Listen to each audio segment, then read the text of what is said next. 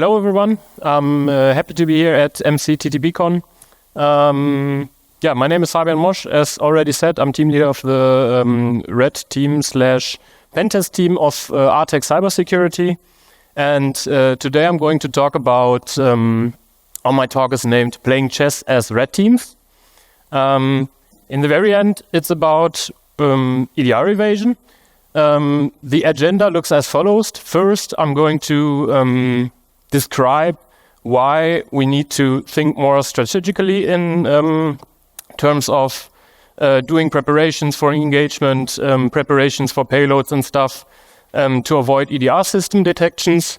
Then I will go into one possible approach, namely the approach of using custom tooling and obfuscation. Afterwards, I'm going to dive into some already published evasion techniques. And in the very end of the talk, or from the middle, it's about how to avoid detections coming from kernel land. But a little bit different to what you already saw today, as you will see later on. And I also developed a proof of concept for a new technique, a new approach to bypass detections coming from kernel land, and this will be published after this talk, and I will also give a short overview on how that works. So the first thing is the need for strategic decisions. Why is it important? So in the very end, we as red teams cannot just blindly run any payloads anymore. We cannot grab some content from GitHub, use some packers that are public, or use anything which is public. If you are not prepared already, you may need to have like 2 weeks of preparation, or you may need to develop your own tooling and stuff to just be able to use all this stuff. If you don't properly prepare yourself, you might end up in some detections like these, which you can see here.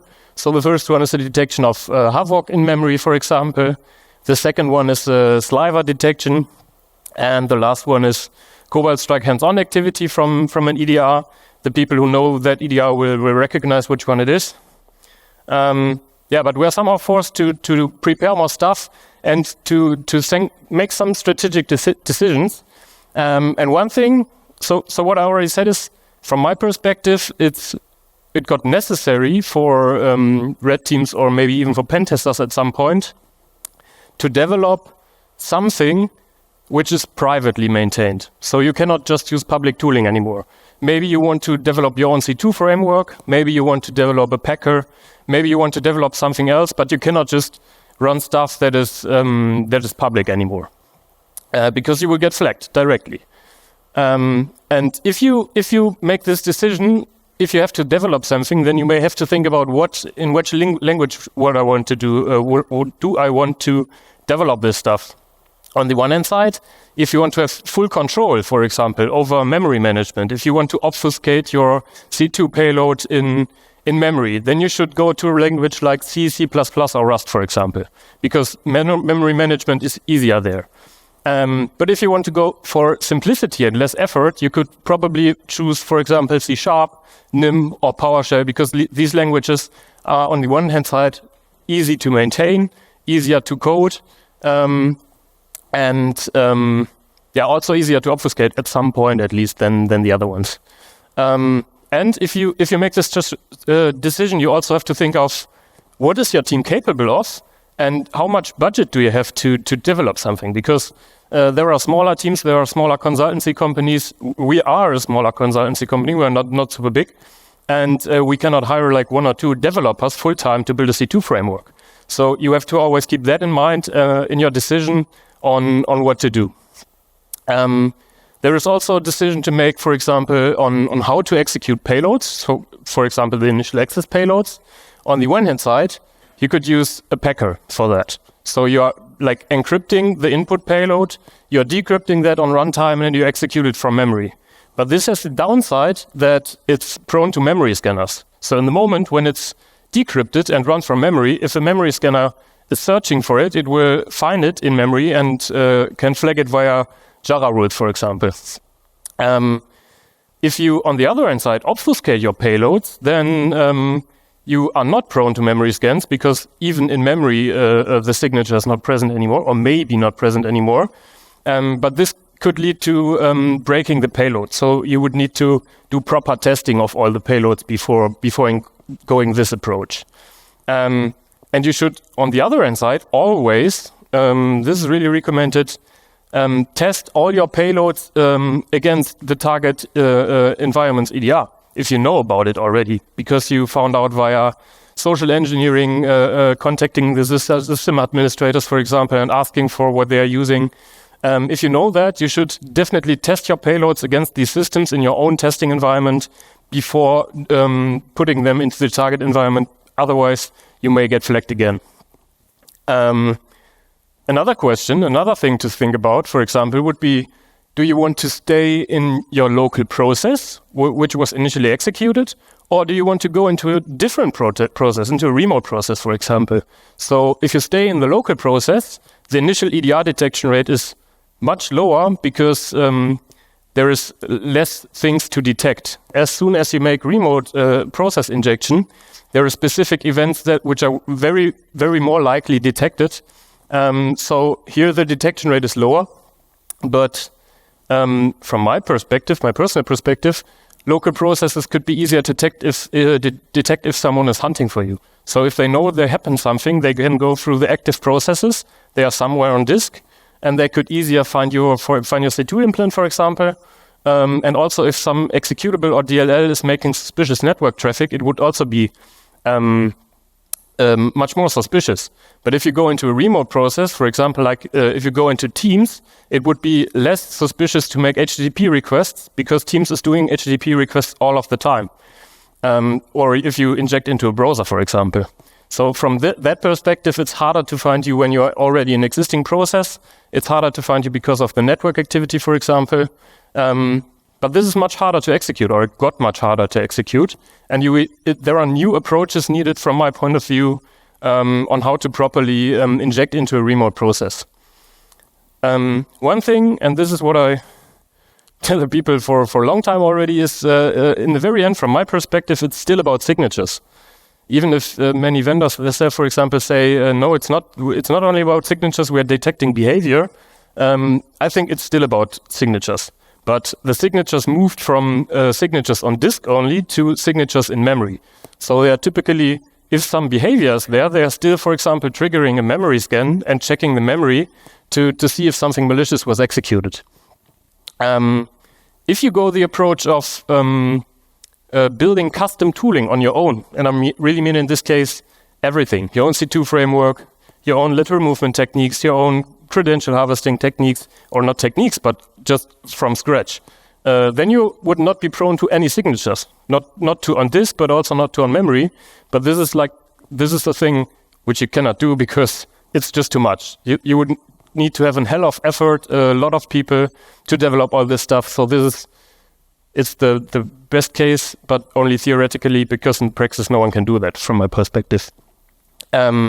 Evasion techniques is the alternative, for example, here. So there's super many techniques which were published in the last years on GitHub, for example. And if you apply some or specific of these techniques, you can still get around also for known malicious payloads. So one approach, as I mentioned, to get rid of these detections is casting, tooling, and obfuscation. And I would like to give you a short overview about one thing that we developed internally, our approach on how to get rid of some detections. So what we did is we created our own internal C2 framework.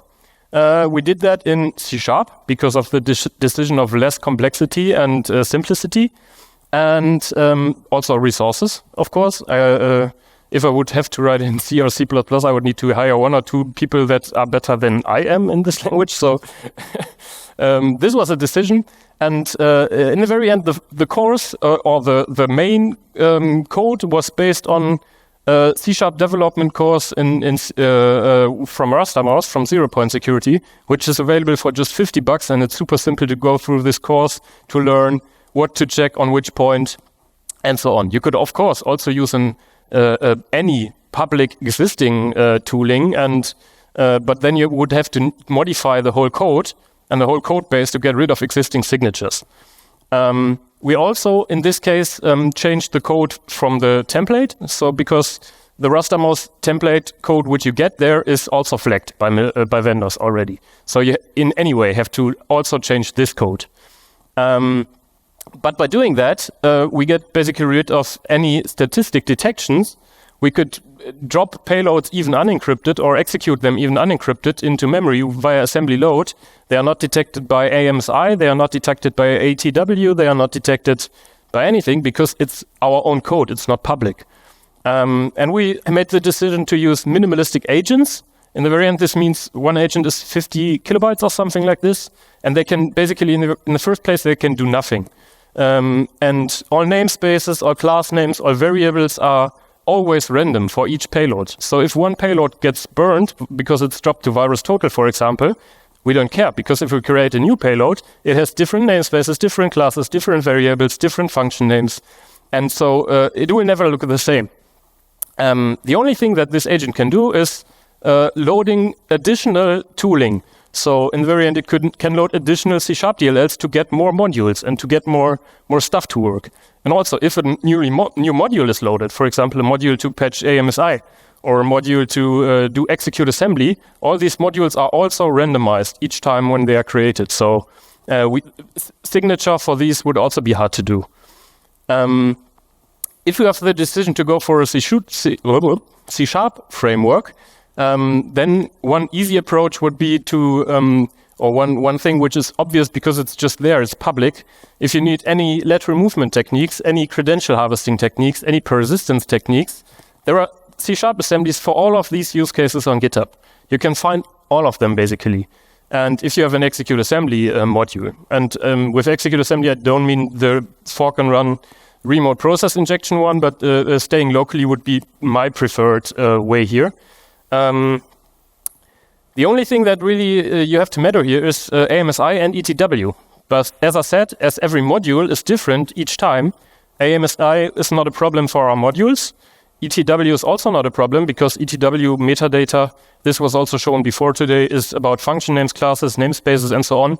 They're random. They cannot flex for that. We're also not prone to memory scans because everything is different all of the time. And the only thing that is not always different is the assembly itself. So if we execute seatbelt or Rubius or anything which is known malicious, we have a problem because this can get flagged by AMSI, ETW, or a memory scan. So what we did internally was we are setting up an internal CI/CD pipeline which automatically obfuscates all of our daily needed C# assemblies for any of these techniques. So this obfuscation pipeline is going to rename each tool. It's changing the GUID. It's making string obfuscation for all of the tools. It's changing namespace names, class names, function names, and all of this stuff which could potentially be flagged.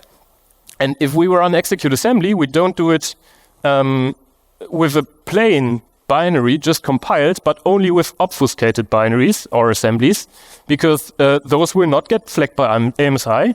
They will not get flagged by ETW. You don't even need to patch those because they are not flagged.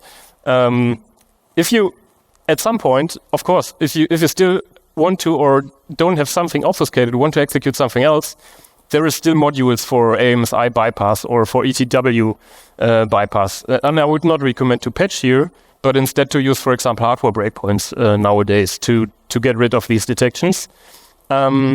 But yes, so this is the approach we choose. It does not take super many resources. It does not take you to hire 1 or 2 developers. And you still have a good approach for initial access and as well as for execution of modules on runtime because of this architecture. The alternative would be to dive into different evasion techniques. And if you take a look on existing evasion techniques, and I made a short mind map at some point because I just wanted to write up all the things that I saw in the latest months, and it got bigger and bigger and bigger and bigger. And if you are not into evasion techniques, you might think, oh, wow, where should I start? This is so much. There's so many things. What should I do? What should I learn? So for me, it was pretty hard to get into these topics first, but we had no choice. We had to learn these things at some point. But the main thing, or one of the most important things to evade here in regarding to EDR systems is still user-land hooks. Yes, some don't use user-land hooks at all anymore, for example, Defender for Endpoint, but most of them still use it. And there is, for example, first I'm going to make a short explanation of what user-land hooks are about. So it was told already one time today in a different talk, but still, so if an EDR loads their own DLL on process creation in userland, then they modify the memory of the of every process, and they patch specific Windows APIs in memory to place a jump instruction into the corresponding function name. So, for example, if your malware is calling NT protect virtual memory, then the EDR has a jump for this Windows API function, and the jump goes to the EDR DLL so that the EDR DLL can make an input argument analysis. And it can in the very end then check what has to be executed, what are the input pointers, what are the input parameters, and it can decide if this is malicious or not, and prevent it from being executed or killing the process. One more example to make this a little bit more clear, because I found it to be complicated and not that super easy to understand at first. For example, if we want to execute some malware in a remote process, we would call open process, virtual alloc x, write process memory, and create remote thread. So to get a handle, to allocate memory, to write our shellcode into the remote process, and then we create a thread on the entry point of the shellcode so that it gets executed. Create remote thread is always calling nt create thread x from ntdll. And example definition for nt create thread x looks like this. And you have different input parameters, and one of the input parameters is the start address. And this start address is, for example, important here because if the EDR has a hook in place, it can see what has to be executed, and it can take a look at the start address, and it can apply a Yara rule scan on the start address to find known malicious payloads. And if it does this with memory scan with a Yara rule, it might find a Cobalt Strike beacon, a Sliver beacon, a Covenant shellcode, or something else, verifies this is known malicious, and kills the process. So this is how these detections work. And I won't dive deep into the bypass technologies, because I already did 2 talks this year about user-land hook evasion, if you're interested on ZeefCon and Troopers. But there's also dozens of tools and techniques out there on GitHub. You can read about all of this. So one thing would be unhooking, which was already explained today in a different talk. The usage of direct or indirect syscalls would be one technique to get rid of user-land hooks. You could use hardware breakpoints. There is tempering syscalls, for example, a proof of concept to bypass user-land hooks on GitHub. You could use DLL entry point patching. There is the proof of concept sharp block from Cherry Coburn, which prevents the EDR DLL from loading into a process. And I published Rui Lopez this year after my 2 other talks. So this is an additional technique which also prevents the EDR DLL from getting loaded into a newly spawned process. So if you want to know more, or if you want to dive into evasion techniques, I would start with one of these here, because they can evade user-land hooks, and you will need to evade user-land hooks for some vendors. You have to get rid, or someone in your team has to know about these techniques and to implement that in your tooling. Okay, so this is the user-land side. Now I want to go a little bit more into the kernel-land side and what that is about. So on the one hand side, there is kernel callbacks. And kernel callbacks are, for example, shown in the image on the right-hand side here. So an EDR could, for example, see if a new process was created. They can see that via one specific kernel callback. If a new thread was created, for example, they see that if memory was allocated or an image was loaded, so DLL was loaded into a process, they get a notification and then can live interact. In the very end, I would say this is imaginable like hooks, because they can live interact on runtime, but from kernel, so we cannot patch it. We cannot get rid of that from userland because we cannot easily get into the kernel unless we have a driver, as mentioned in previous talks today. But this is not what I will be talking about in terms of evasion here. Or there is ETW threat intelligence, which is basically an event-based subscription. There is some events which can be subscribed to, are shown in the second image. It's also about memory allocation, for example. It's about thread creation. It's about loading a DLL. It's about suspending a thread, resuming a thread. So all of these events are typically used by malware. And if the EDR subscribes to these events, they can interact after receiving these events. So if they see, okay, a thread was created, they can do, for example, a stack trace analysis. They can do a memory scan to see what is happening here and to verify in the very end something malicious has been loaded or executed. But this is triggered from kernel. So you cannot easily get rid of that. At least not if you don't have admin permissions and a vulnerable driver, for example, or if you're using some exploit. But yeah, different topic. I want to show something different today on how to get rid of these detections. So typically a scan, and this is the same example from kernel, would also be triggered after a specific combination of Windows APIs. So if we open a process or getting a handle, if we afterwards allocate memory, write shellcode into that remote process and execute that shellcode, so these 4 steps are a very, very suspicious combination, which typically, for all EDR vendors that use ETWTI or kernel callbacks, lead to a memory scan. And if this memory scan from kernel triggered checks the entry point of our shellcode, it detects, oh, this is a non-malicious payload. And in the moment, typically, for nearly all public implementations, in the moment where the execute primitive occurs, for example, the thread creation, our payload is unencrypted because you cannot execute an encrypted blob of data. It just won't work. It will crash the process. So it must be unencrypted here. And this is the crucial part because in the moment when it's unencrypted in memory and when the memory scan is triggered, you will get a detection like this. Cobalt Strike was found on one endpoint. You lost the game. Game over. One way of potentially getting rid of these memory scans would be to change the combination of Windows APIs being used. So instead of allocating memory via NT-allocate virtual memory, which is the most obvious way, you could, for example, search remote processes for existing RWX sections and push your code into an existing section and execute it from there, because one of these triggers, namely the allocate memory, is not there anymore, and this may not lead to a memory scan anymore. You could, for example, use set Windows hook X, which is a Windows API to load any DLL which you don't need at all into a remote process.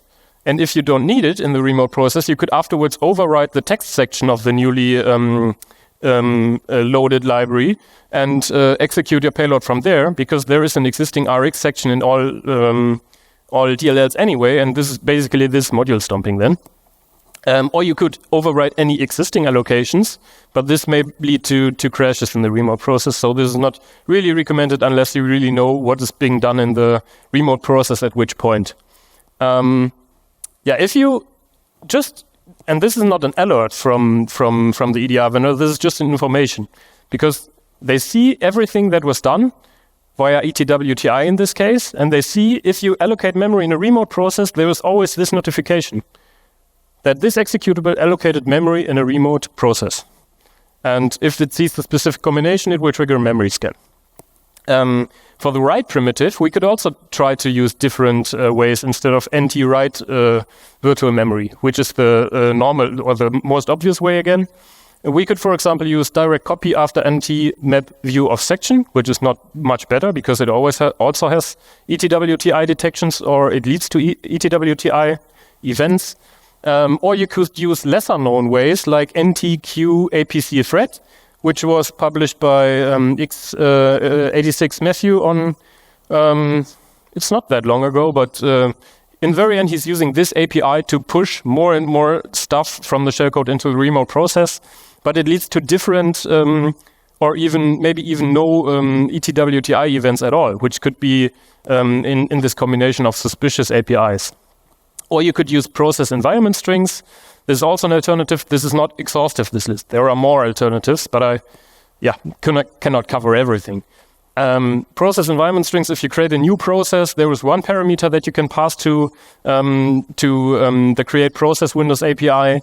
This is for environment strings, and in this environment strings parameter, you could also potentially pass some shellcode so that you already have this shellcode in the remote process when it was created, and you can execute it from there. For the execute primitive, there is also many different ways to get it to work. So you could, for example, create or remote a thread in the remote process. You could use QAPC to execute your shellcode. You could use any callback function. But all of these from above are easy to detect because there are, again, kernel callbacks or ETWTI events after they were called. So in that case, a memory scan is triggered and you lost the game. And again, you have some message there that your, in this case, again, Cobalt Strike Beacon got detected and your process was killed. But at least two techniques have been published in I think it was the last year, namely threadless inject and DLL notification injection, which don't leave any kernel callback or ETWTI event for the execute primitive. Threadless inject, for example, is hooking APIs, existing Windows APIs, which are typically called by the remote process at some point anyway. And when this Windows API is called, it's restoring the old input arguments so that nothing crashes, but also jumps to the shellcode so that the shellcode is executed.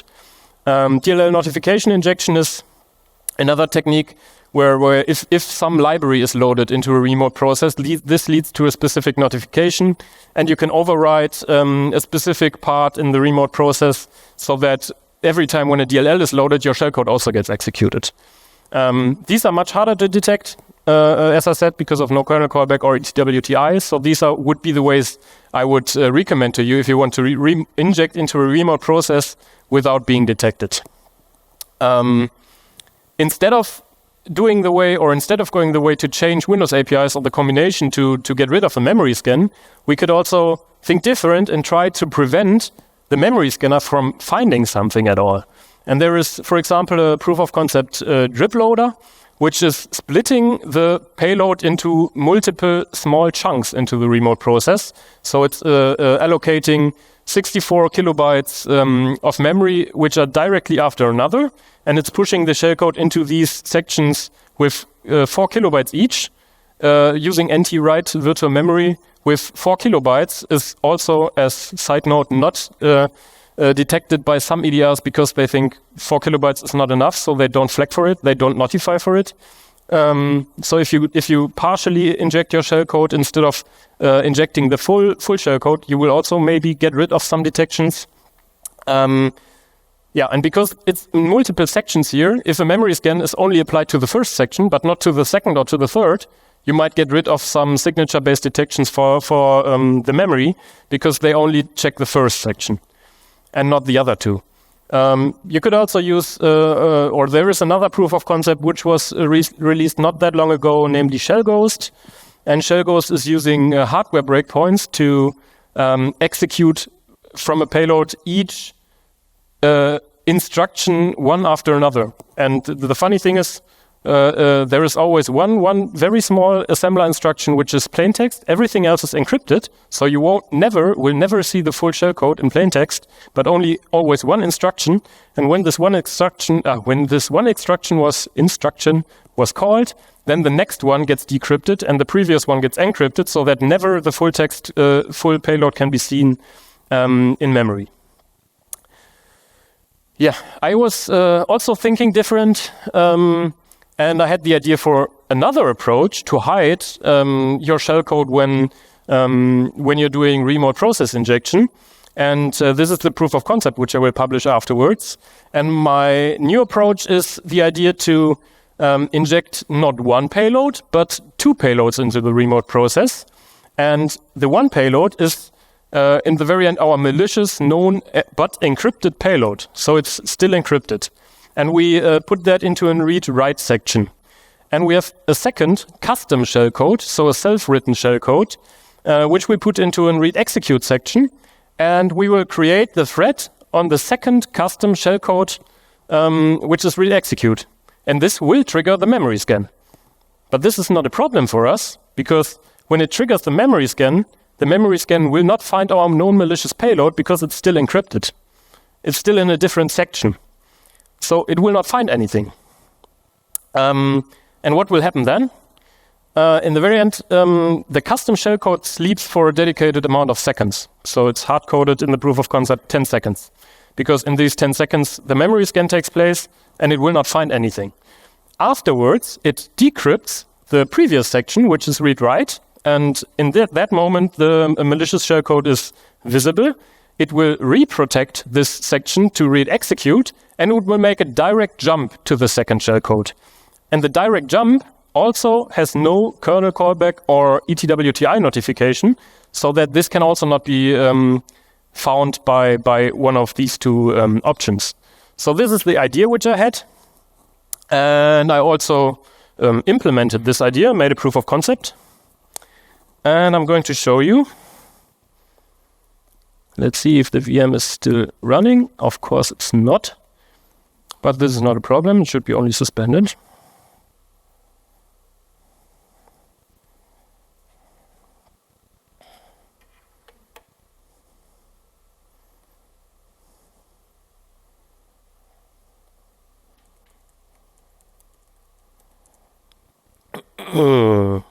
So I named this proof of concept Caro-Kann.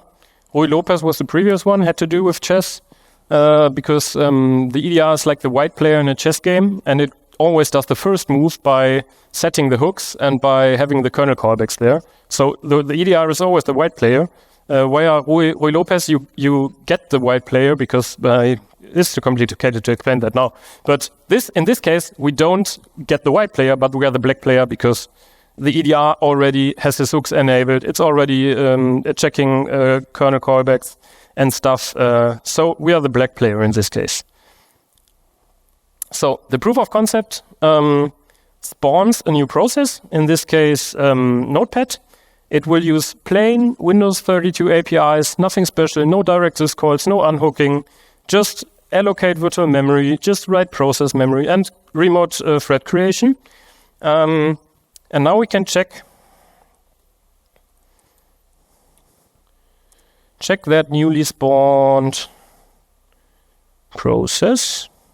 And we will see this here is the read, write, execute custom shellcode. So the second one, which actually, okay, one moment. Why didn't you tell me before?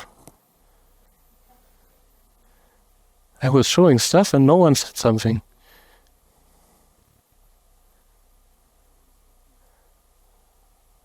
Come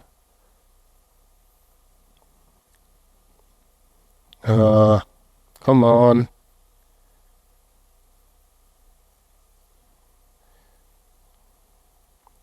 So this is our read, write, execute section, which contains the custom shellcode. And we also have an read write section. I would need to look the exact address up here now. Yeah, it's not looking good because I moved the windows now. So first shellcode is on this location here, F0000. The second one is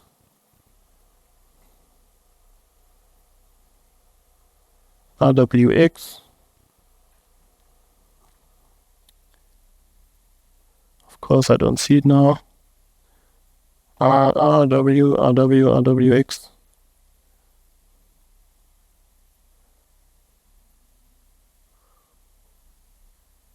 Yeah, I would need to filter that now correctly. But trust me, the one section is read write, the other one is read write execute in this case. And create process was not called, as I said, not called yet. But there is no special evasion techniques in use till now. And when I now enter, in that moment, the second shellcode is executed. It sleeps for 10 seconds. the memory scan is taking place, and after 10 seconds, a message box pops up, which was generated with MSFNM in this case. So our second malicious payload was set to read execute, and a jump took place to that second shellcode so that it was executed successfully. I also made one video with a demo with Sliver, where the default Sliver payload was detected, and with this technique it was not detected anymore. I will first do some more presentation stuff, and then, if time allows, maybe show this video also as well. So this is the proof of concept, this is the idea. And basically you get not only rid of kernel callback memory scan detections, but you also get rid of userland hook detections, because in the moment when they analyze the thread creation input parameters, for example, they see our custom self-written shellcode, they don't see the malicious payload, they will not flag it, it will not get detected. So plain injection, one example here.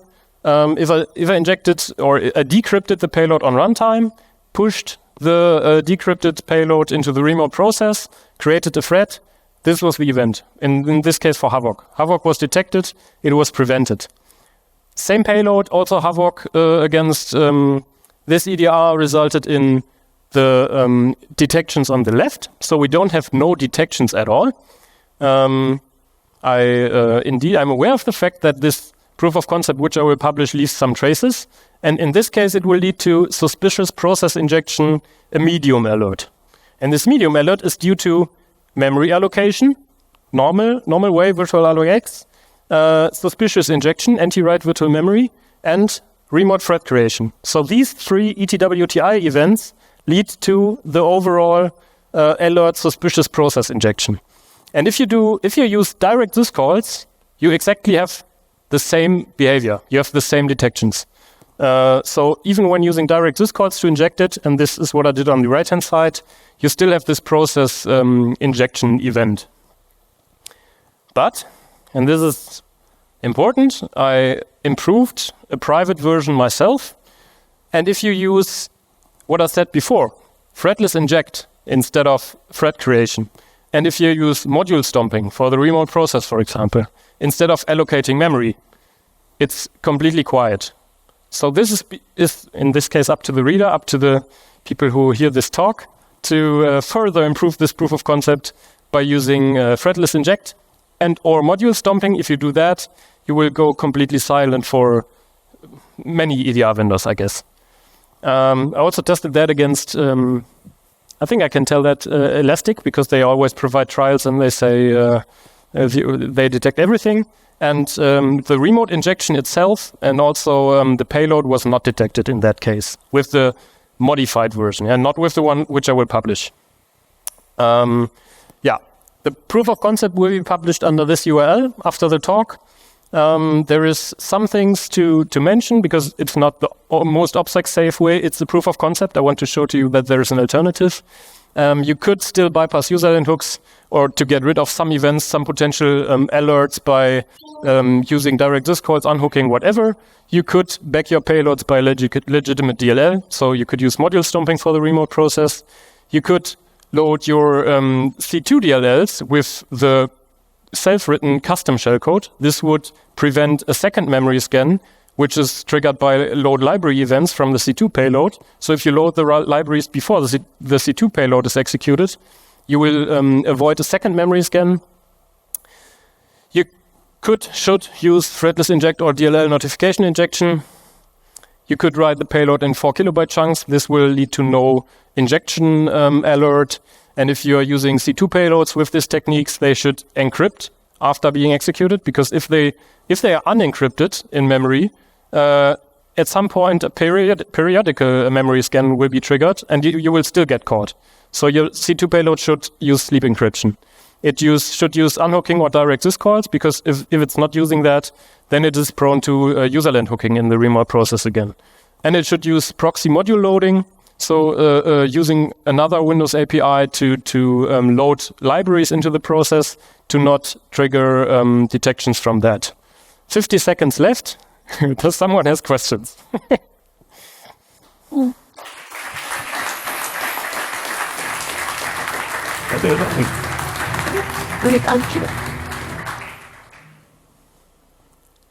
Any questions? Hi.